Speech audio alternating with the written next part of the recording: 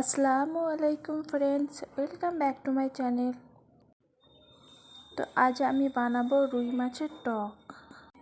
তো এখানে আমি 2 পিস মাছ নিয়েছি। মাছের মধ্যে নুন আর হলদি দিয়ে দিলাম, দিয়ে ভালো করে মাখিয়ে নেব। তো আমার প্রয়োজন মতো 2 পিস মাছ নিয়েছি, আপনারা চাইলে কম বেশি করে নিতে পারেন। তো এখানে মশলাটা মাখানো হয়ে গেছে, তারপরে চলে আসলাম।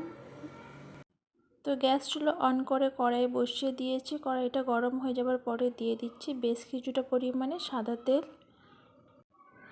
তো তেলটা গরম হয়ে গেছে, এখানে মাছগুলো দিয়ে দিলাম। তো মাছগুলো এক সাইডটা ভাজা হয়ে গেছে, আর এক সাইডটা উল্টে নিচ্ছি। তো মাছটা এখানে আমি লাল করেই ভেজে নেব। তো মাছ মাংস তো সকলেই খাই আমরা। তো একবার আমার মতো করে রুই মাছের টক বানিয়ে দেখবেন। আর আমরা অনেকেই টক খেতে পছন্দ করি। তো এখানে তেলটা একটু বেশিই ছিল, সেজন্য আমি কিছুটা তেল তুলে নিলাম। আর তারপরে দিয়ে দিলাম এখানে 5 ফোড়ন। 5 ফোড়নটাকে হালকা করে ভেজে নেব। তারপরে দিয়ে দেব আম। তো আমটাকে তেলের সাথে 1 মিনিট মতো ভেজে নেব নাড়াচাড়া করে।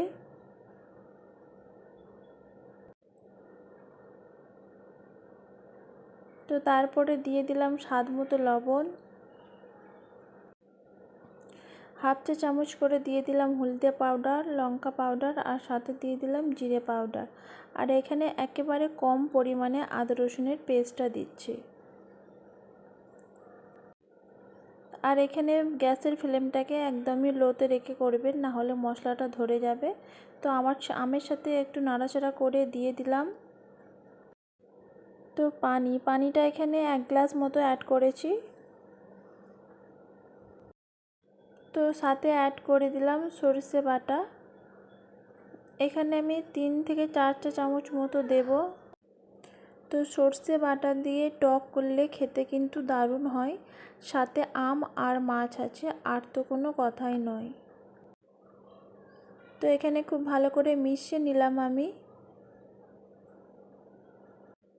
তো গ্যাসের ফ্লেমটাকে মিডিয়াম টু লো রেখে ঢাকা দিয়ে দেব প্রায় 5 মিনিট মতো।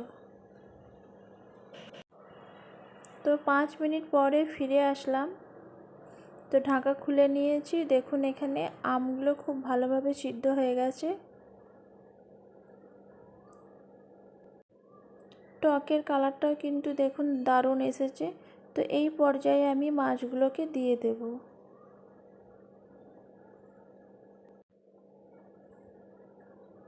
তো মাছগুলো দিয়ে একটু ভালো করে উল্টে পাল্টে নেব। তো মাছটাকে দেবার পরে আবারও 5 মিনিট মতো মিডিয়াম ফ্লেমে রেখে ঢাকা দিয়ে রেখে দেব। আর সাথে অল্প পরিমাণে দিয়ে দিলাম ধনেপাতা কুচি।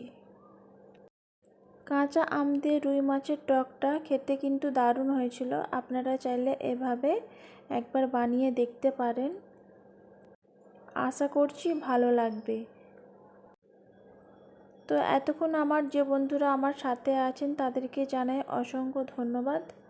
আর যদি নতুন বন্ধু হয়ে থাকেন প্লিজ সাবস্ক্রাইব, আর ভিডিওটিকে ভালো লাগলে একটি লাইক করে দেবেন।